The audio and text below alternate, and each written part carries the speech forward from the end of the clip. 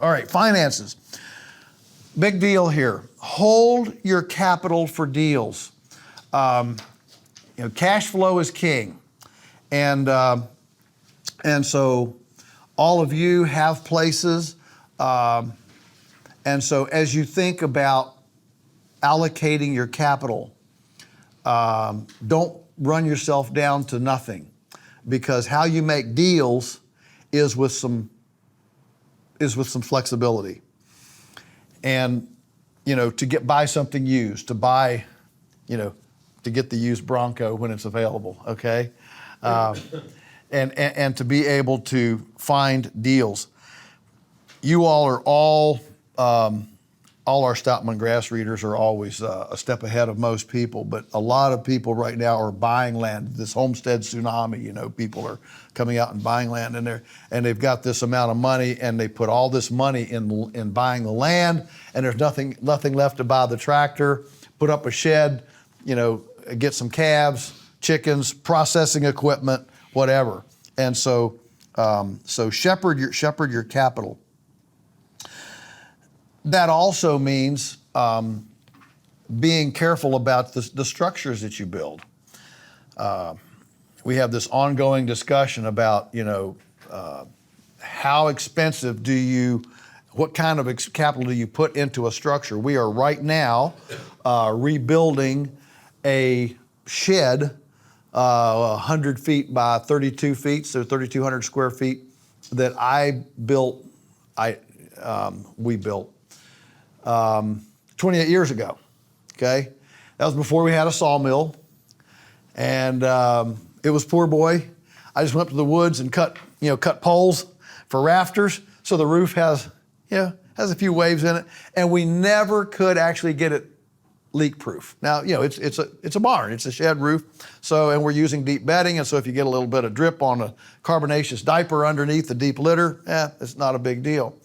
And it wasn't like it was an office and we had computers in it, right? And so we did it poor boy, but we did it for $3,500. In fact, less than $1,500, 50 cents a square foot, 28 years ago, which was unheard of, because we just did it poor boy. All right, so it only lasted 28 years, and now we're rebuilding. Now we have a sawmill. Now we're putting it up nice and flat. It'll probably last 100 years now, okay? But the point was, it was the 28 years with a pocket change poor boy structure that allowed us to accumulate the capital to have a sawmill, to have a team, to have enough other people now earning a salary from the farm that we've got a team that can actually build it well now, okay? So this is another. Don't worry about being on the front page of, whatever, Guns and Roses, Guns and Gardens, or Better Home and, Better Homes, okay? Hold your capital and do whatever you need, do it as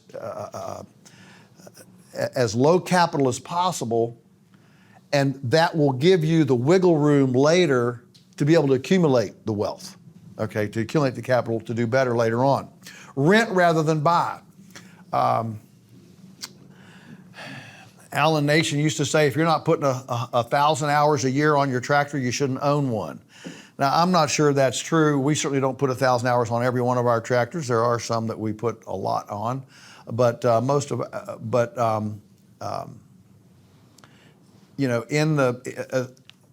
that's another example of where, I want one of those. And we don't share equipment like we should. We don't rent. One of the big ones for us is the wood chipper. Those of you who follow us know that we're big on this composting thing, and we have bought used chippers. We've had different chippers, and right now we have the chipper when you come and visit. It's like everybody leaves. This thing will take 19 inch, okay, 19 inch, so you can hook a tree in it. And a 40-foot tree, and it just, it's 120 horsepower for me. I think it's the biggest engine we've got on the place now. But that's our fertilizer machine. But we didn't buy it 40 years ago. We bought a used chipper. Mitz and Merrill had it for 5 or 6 years. Then we bought a PTO powered one, and then we didn't have one because we found some options in the area, and started giving a turkey or something to the Splendid utility right-of-way tree crew. We befriended a couple of local arborists. We got the town's Christmas trees when they chipped them up and brought them back, and then some of those kind of went by the wayside or dried up or whatever, and then we started renting, and we rented this big machine for 2 years.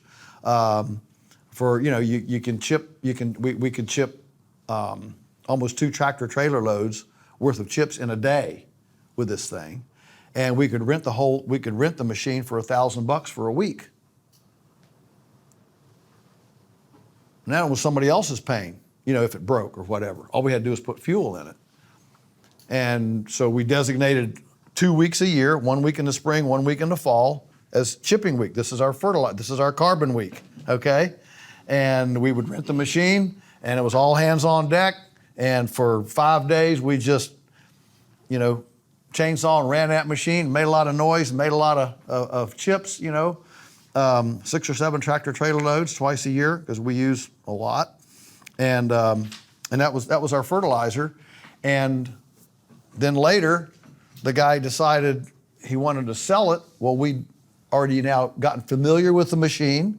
We knew what it would do. We had our time and motion studies. We'd actually run. We knew that we could buy carbon for $15 a cubic yard. One winter, we bought 7 tractor trailer loads of carbon from a sawmill. It was bark tailings and stuff from a sawmill. And so we knew what that value was, and we ran our figures for renting this, using this big machine on our own place. Came out to $2 a cubic yard. That's a big savings. $15 a cubic yard versus $2 a cubic yard. And so don't think you've got to own everything. Rent. So know your costs, know your returns, so that you know whether you need to put money in this or not. Joel, yeah. Do you shoot for a payback period of time? Yeah. So what's a good return on investment? What's a payback? That's a great question. I'm not sucking this out of my thumb. In business literature, generally, a 3-year payback on an investment, in other words, where it zeroes out in 3 years, is like a no-brainer green light. Okay, if it's over 3 years, up to 7, it's a yellow light. Okay, think about it. And if it's over 7, probably a red light. You're probably not ready for it yet. Okay, those are just good rules of thumb. Great question. Okay. Opportunities. Rules of thumb. The smaller the animal, the greater the income per acre. But the smaller the animal, the greater the labor per acre. So on small farms where we're trying to employ ourselves, the smaller we want to move toward or concentrate on smaller animals rather than larger animals. The easiest animal to keep, the one that takes the least amount of time for its actual weight today, is a cow. Single strand of electric fence. You don't have to pick them up and move them. They follow you, or they come. Simple, cow. All right.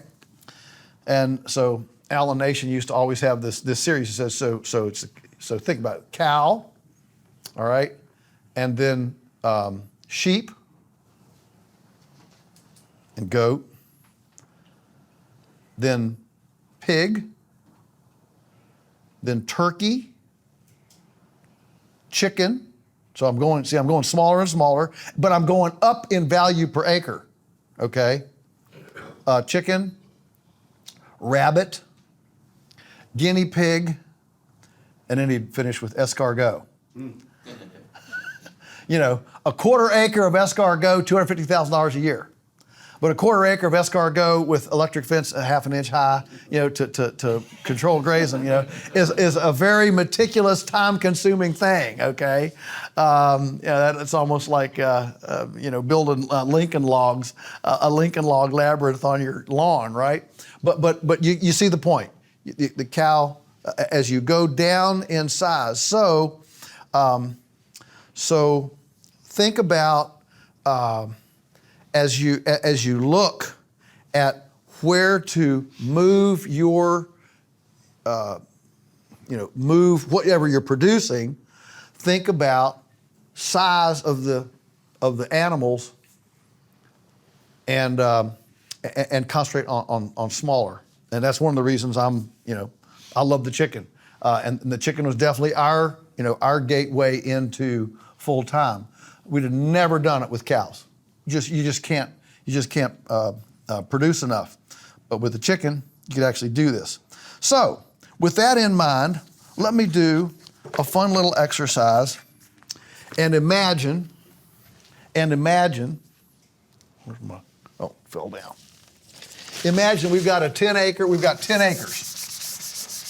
a 10-acre pasture. Most of you, so I did this, I'm actually, I was surprised as we went around the room. I didn't realize we were going to have the acreages that we had. I thought we were going to be smaller acreages. Okay, so all you guys are kings and queens on these great big spreads. When somebody comes up, because remember, I'm doing a lot of homestead conferences now. They're all over the place. I was at HOA 2 weekends ago, Homesteaders of America. 5,000 people.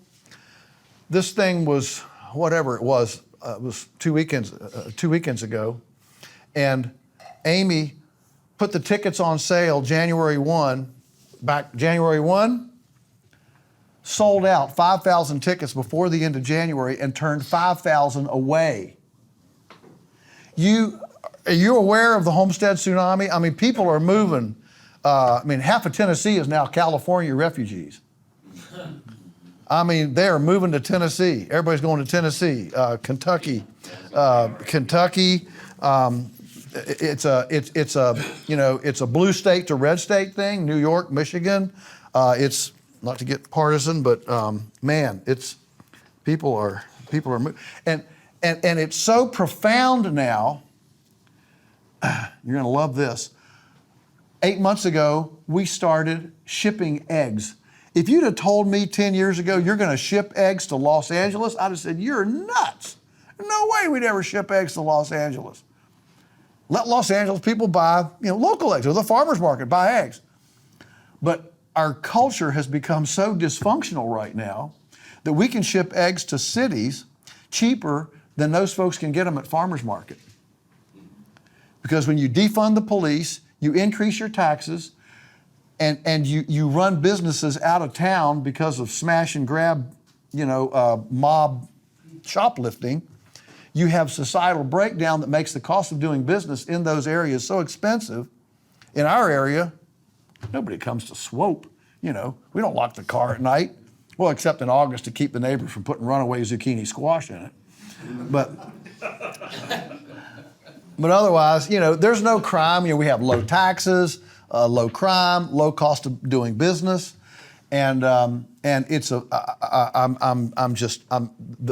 things are moving fast right now in the culture. That's stuff that I've never seen in my lifetime, and all of us. Swift has 250 million followers. What does? Taylor Swift. Oh, Taylor Swift.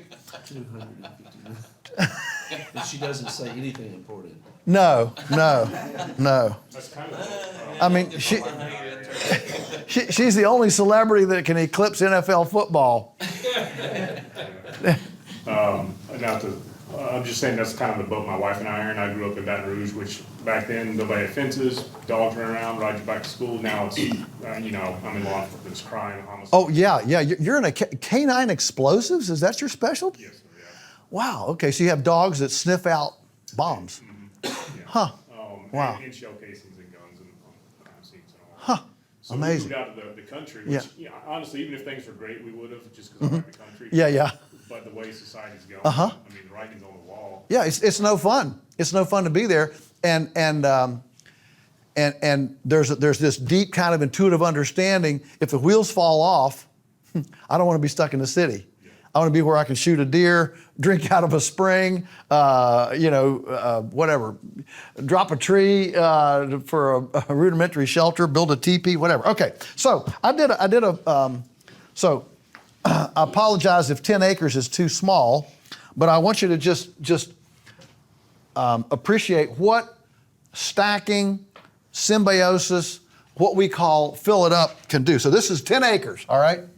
Just so you remember, this is 10 acres. Think about this. All right, so on those 10 acres, we can grow 3 steers a year. Now, I'm assuming we're gonna have more steers than that, but we've got a pipeline, all right? And I'm gonna put the gross out here, the gross revenue here of this, of these steers, so that obviously we're gonna sell them for $3,000. We're gonna direct market them, okay? Right now at the sale barn, they're pretty expensive. They're pretty expensive too, right? Okay, so we can, so we got 9,000. So over here's the value, all right? We can do on the 10 acres, we can do 6,000 broilers. We run 600 per acre. That's 120,000. You're doing all these together? On the same acreage. Yes, all right? I'm doing a fill it up. All right, we can do 500 turkeys. Okay, that'll be 30,000. We can do 1 feather net of layers. That'll be $90,000 in eggs. Okay, we're going to have those layers maybe in the winter in a hoop house. So we're going to raise a few vegetables. I'm going to put hoop house just so you realize that's what I'm after here. And that's gonna be a nice little side hustle of $5,000 on those vegetables in that hoop house. And then we're gonna do agritourism, okay? And that's gonna be 50,000. Well, what agritourism? So I got a list here of brainstorming. You can do pedal bikes. So imagine you've got a 30-foot by 30-foot crushed gravel area, and you buy little kids' pedal bikes. You get a red one and a green one and a blue one and an orange one, and kids can pedal these bikes around in this crushed stone area for fun. You can do an on-farm Olympics. Okay, so imagine you get with the CrossFit gym and all the local fitness centers, and you organize a farm Olympics. Gathering a dozen eggs out of a nest box, carrying a 5-gallon bucket of water, 50 feet and pouring it in something, throwing a bale of hay, tossing a piece of firewood into a barrel. Are you with me? Okay. Think of what people pay for mud runs, all the stuff that people do. You watch, we don't have a TV, but I've seen these, when I go into hotels, I see stuff. And you know how much money is in all these, maybe somebody has the name for them. I don't know what they're called, but they're like extreme sports stuff, where they've got all these obstacles and they're running around and there's this one that's a tag thing, where you've got one guy up here and then they shoot the gun and then the one's trying to tag the other and they've got to run up on. Look at me like you know what I'm talking about. You know what I'm talking about? So why can't we do, on-farm Olympics? People pay big money for that. This is not, all I'm trying to do here is get the juices running, okay? To realize we can do way more on 10 acres than you could ever imagine. I was on a place where the guy had gotten surgical tubing and made great big bungee cords. He grew a bunch of little miniature pumpkins, or bought them, And for $1, you could buy the little pumpkin, and there was a target, that you could pull this big surgical tube bungee back, and kids could shoot at this, big slingshot. It was on 2 posts, and you could do this slingshot for a buck a shot. Mini golf. I met a family up in Indiana that had an old iconic bank barn. It was a pretty big farm up in Indiana. They had, 500 or 600 acres. And everybody was working in town because you can't make a living on a farm. And Grandma, matriarch of the family, was a bit of a dramatist. She enjoyed theater and whatever. And one Halloween, she painted herself up, went out on the road, and just started waving at cars with her Halloween costume. And she did this 2 weeks in a row on a Sunday afternoon. And the third week, the family noticed all these cars coming by. They were coming to see the crazy woman. They were out in the country, and people were coming by to see the crazy woman. And the light bulbs went off. We could capitalize on this. So when I met them 5 years later, they were employing full-time 5 family members on the farm, full-time salaries, doing everything from, they'd taken this big old bank barn and they turned it into a mini golf place. You putted down the old, feed chute and down and around. And they were doing corporate retreats. They designed mini golf things that they could move around with a front end loader of a tractor. They had them, so they were portable and they could move them around. They had a pumpkin fest. They didn't grow pumpkins. They just bought a tractor trailer load of pumpkins on a wholesale market, put them in a pretty 2-acre field there near the front of the house, and set up some lights that were purple and blue and like weird Halloween lights on the pumpkins, and people could come and get their pumpkins. One of the family members was real artistic, and she started a whole wreath business with everything from barbed wire to grapevines to different things, so people could buy fall, wreaths for their places. Then the next thing you know, they're running a concession, and they're running everything through their concession stand. I ran to a guy in, so anyway, there's no end to it. I ran to a guy in, I was up at his place in British Columbia, and he had an old bank barn. He cleaned it all out and put track lighting in it and did a juried art show every fall.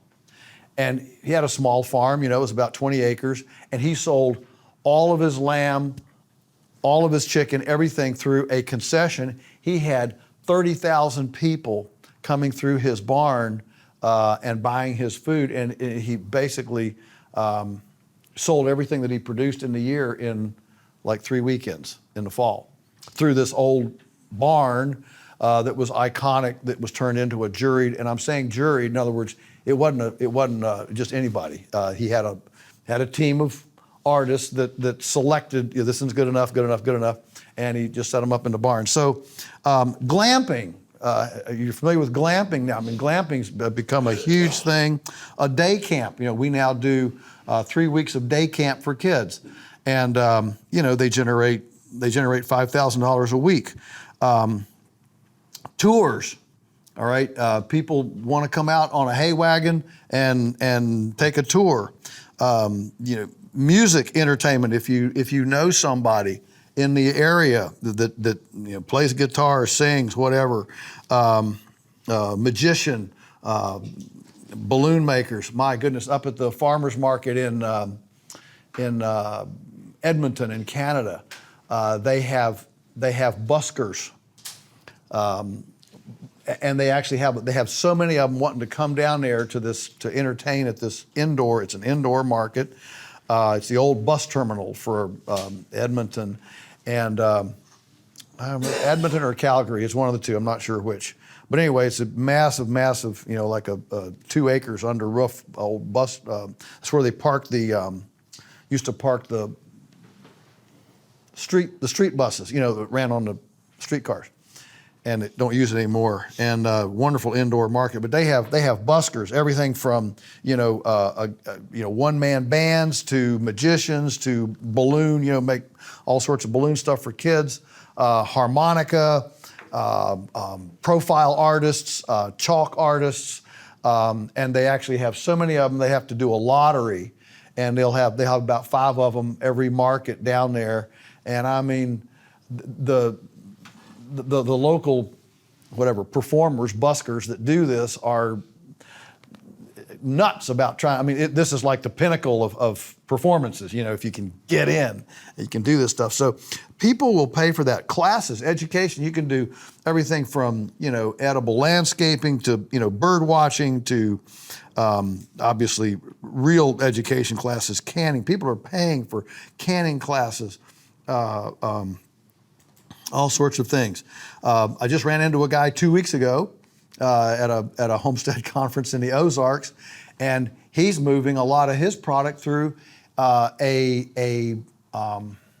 think it's every other week, but he built a couple of these masonry pizza ovens on his place, and he does a pizza night, and so people join a club. So he's not selling food, so he's not inspected.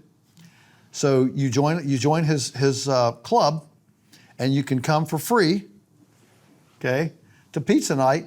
He's got 200 to 400 people coming almost, just routinely that are in his club. And as the pizza comes out, they just eat it, and now local people, hey, this is a place I could play my guitar. So there are people, coming, they want to add a little music to it, they want to do this. And this guy, he's amazing. He's got 5 kids, a homeschooler, and the 5 kids are the ones that run the pizza ovens. But I mean, the guy is making, $3,000 a week just running this pizza evening for people.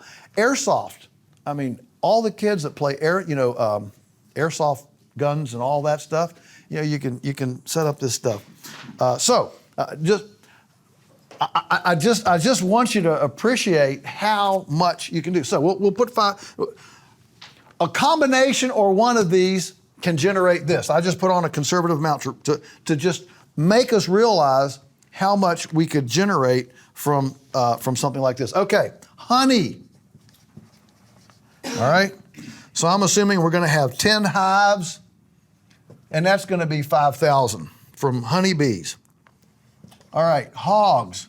Well, the 10 acres, we're not going to run the hogs out. They're going to be under roof in a shelter, but everybody wants bacon. So we're only going to raise about 10 of these on the 10 acres. We're going to have them in a shed. They're going to eat scraps and vegetables and stuff from the hoop houses and all that. But these 10 hogs, it's not big, but people do like pork. All right, and then we can put a commercial kitchen and offer something in the culinary sphere. All right, $30,000. We can offer baked goods, bone broth, stews, meat pies, pot pies, all sorts of culinary things from what we're doing. Rabbits, so we can have a rabbitry hooked up here, and we'll have 100 does. So that's 50,000. All right. And then, you know me, I got to have a sawmill. So we can do a sawmill, and we don't have any woods. This is a 10-acre pasture, but we do have a spot for a sawmill, and we can buy logs on other people's from loggers, or we can even mill for other people. Every community needs a sawmill. Our community is like so many. We used to have a grist mill and a sawmill. Every little bit we had all these things, and today we're the only sawmill in the whole community. So we're milling wagon decks for people and mantles for all these homestead tsunamiers that are moving to the country, and they want to have something in there. We milled out a guy brought me a bunch of cedar, little old cedar rounds. They weren't much bigger than that, and he was remodeling his bathroom and wanted a cedar model bathroom. He didn't want to get a Formica Lowe's package, so he wanted a cedar bathroom. So he came out, and I moved these little. The biggest one was about that big. It didn't look like anything. How am I going to mill anything? With a bandsaw mill, it only takes 1/10 of an inch kerf, and shoot, in an hour I had him a nice little stack of, 3/4 inch by 3 inch pieces. He went home. Then he had a planer and an edger, and man, that bathroom was. He will never have to buy any spray scent. I mean, it just, you walk in that bathroom, it's just a beautiful cedar, gorgeous. But there are people that want that kind of custom work. You can provide that kind of custom work for them, even if you don't have a tree. One of the most interesting guys I ever heard about was a guy in Illinois. He's out of just outside of Chicago. And he had like a little 12-acre woodlot, very, very small place. He got a bandsaw mill, and he worked through his woods as just 12 acres, and it took him a couple of years to mill through his woods. And he kind of ran out of his own lumber, so he let the word out. By that time, he got a little bit of a reputation locally, and arborists started bringing him yard trees. Well, they're all gnarly and knotty and all this stuff. So he started cutting these up, and he started a woodworking club for adults, and that was to take character wood, because that's the kind of wood you want if you're turning your lampstands, rolling pins, gun stock. Okay, that's the kind of wood you want. You don't want veneer quality. You want character wood. You want stuff with knots and burls and all that kind of stuff in it. And that guy, when I ran into him, he was making $100,000 a year with his bandsaw mill in his backyard, cutting character lumber that arborists were just bringing to him rather than taking it to the landfill. For sure, he had a metal detector. The yard trees are notorious for metal, but okay, so you buy a nice, $1,500 metal detector so you can, run down the logs before you start into them. And so, anyway, what do you think about that list, folks? Now, you said these were all stacked on the same. They're all stacked on the same 10 acres. That's right. There's no competitiveness here. It's all complementary. Okay, which is one reason I didn't put sheep, because they would compete with the cows. Obviously, if you wanted to change this from 3 steers to 2 dairy cows, this would go up. All right, but it's a lot of chores. Every day, Christmas, Thanksgiving, Easter, birthday. All right, so I didn't put this. So yeah. Could this be tweaked to something? Sure, it could. It could be tweaked to something else. But I just wanted to throw something on the board because we live in such a time of can't. Or the glass is half empty, or a poverty mindset. Well, if I just had that guy property, if I just had, and yeah. To operate that, how many people are you talking about? Okay, so how many people are we talking about? So if we assume, it's a great question. So let's just assume that all of this, 20% of this, so you can just go down and put 20% on all this, is labor. Okay? And 30% is margin.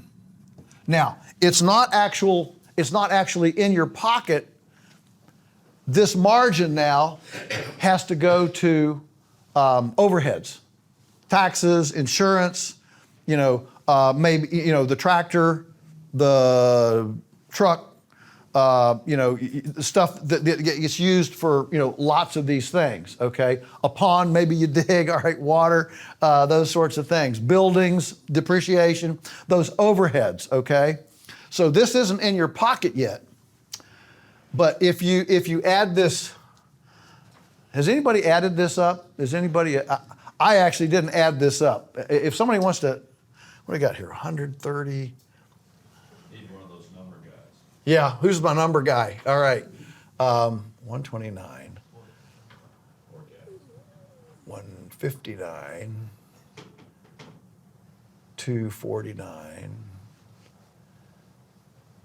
254, 304, 309, 321, 351, 451. All right. If I did this right, is that right? Okay. So 20% of this, okay, 20% of this 90,000. is 90,000, okay? Can we have two full-time salaries from that? Sure, probably, in most of areas, okay? So that's 2 full-time salaries. 30% is about 120,000. And so if 80,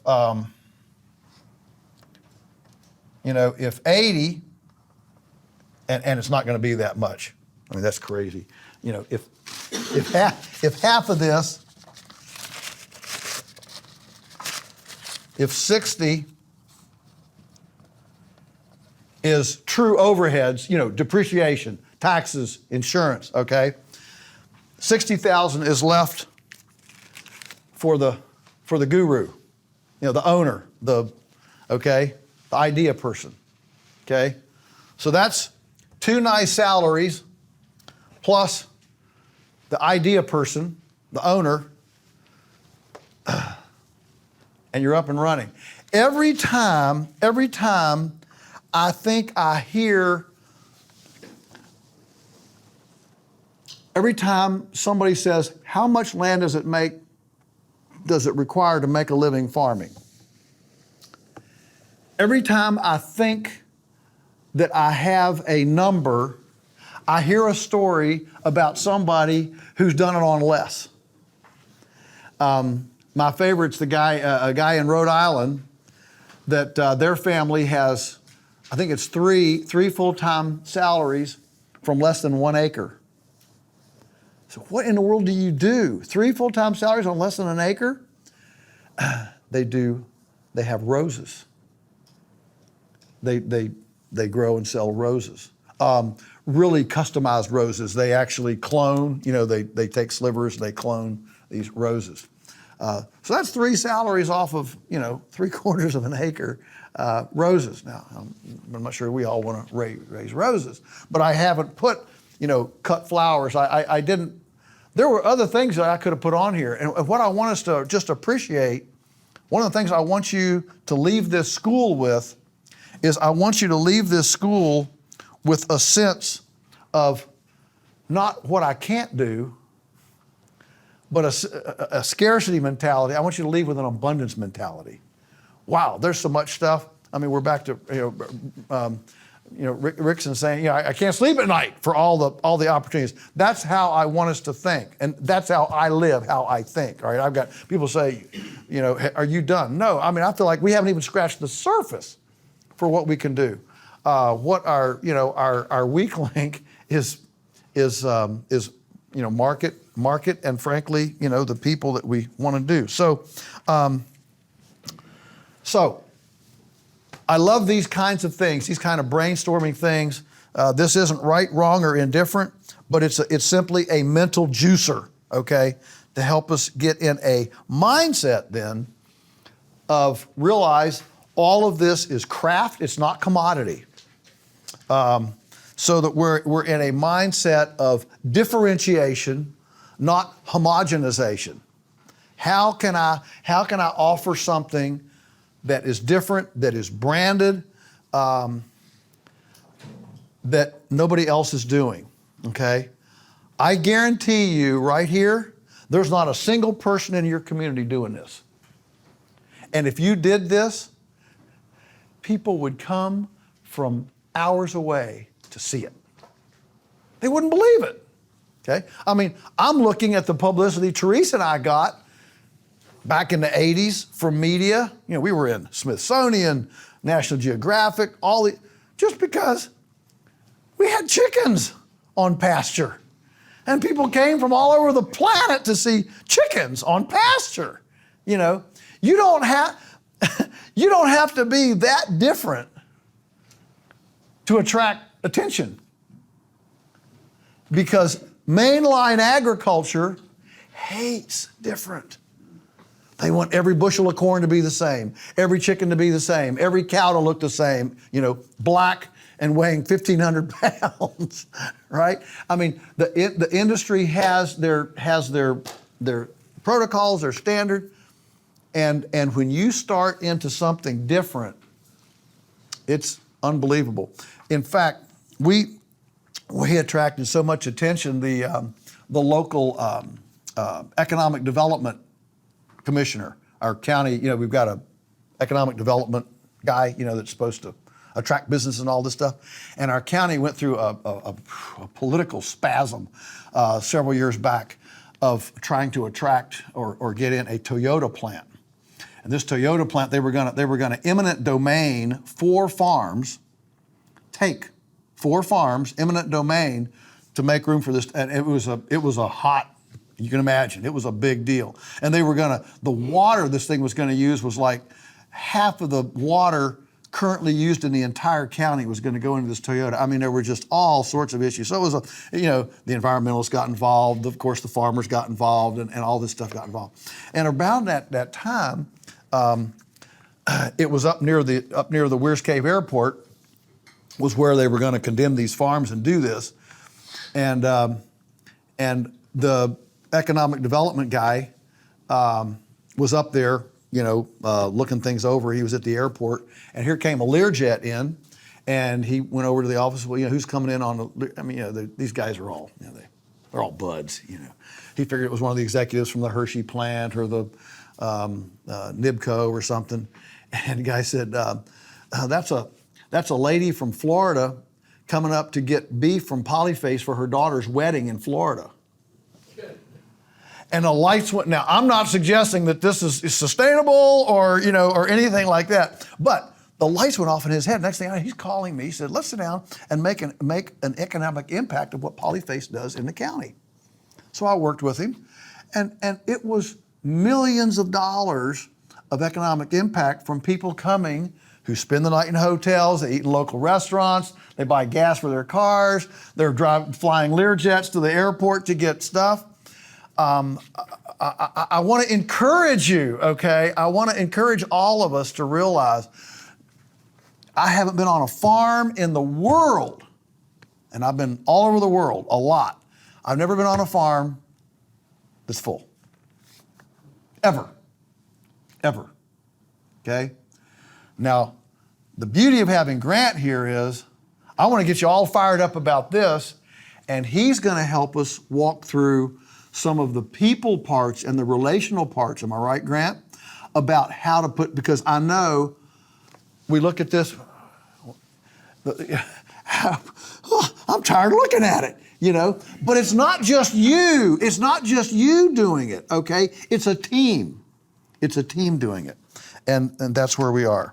Joel, just a quick, on the stacking, if you were doing sheep instead of steers, what would, same value, but then how many sheep would you need instead of steers? Yeah, well, usually, the question is steers versus sheep. And so generally, sheep are somewhere in the 5 or 6 to 1. So 3 steers, an equivalent would be like, 15 sheep, all right? I purposely did not get cows because if you had, suddenly then you wouldn't have anything to sell. All you have is a depreciable thing. And so I purposely, I'm assuming we're going to some neighbor and buying some steers, for ranching for profit is big on this. They explain you can only increase profit 3 ways. You can either increase your price, decrease your costs, or increase turnover, okay? And so one of the beauties of buying stockers is you can increase turnover. And so if you, if the price is competitive and you're small, you don't want to be putting your valuable grass through a depreciating cow. You want to be putting your valuable, that's one reason why we don't farrow pigs, because we don't want to put our valuable resources through a depreciating, a sow. A sow depreciates, okay? We've got people in the area that do that, and so, we patronize them, and we buy their little, wiener piggies. Okay, this destiny thing is a huge deal. If Alan Savory has brought anything to the planet, if somebody asks me, what one thing has Allen Nation blessed our world with, it is the one-sentence mission statement. Ours is to develop economically, environmentally, and emotionally enhancing agricultural prototypes and facilitate their duplication throughout the world. And you notice I didn't read that, okay? You need a one-sentence mission statement. Because if you don't know where you're going, nobody's going to get in the car with you. You want to get in the car, where are we going? Well, I don't know. Well, how about I don't go with you until you decide where you're headed, okay? And so the one-sentence mission statement is, I think, a really big deal. And you need it for yourself. You need it for your business. We now have one-sentence mission statements for our stewardship program, which is to come immerse yourself for 5 months and find out if you have what it takes to be a farmer. The one-sentence mission statement for the apprentice program is completely different. Immerse for 1 year so that you can go anywhere in the world and duplicate the polyphase way. Okay? So one is a discovery and one is a duplication. Completely different. And that clarity. So all of these objectives, when you create these roadmaps, all of your objectives, they've got to be measurable, timed, and precise. And if you don't have a measurable, timed, and precise objective, you'll never get there. And they generally need to be written, okay? Don't do this foggy brain thing, okay? Make a roadmap.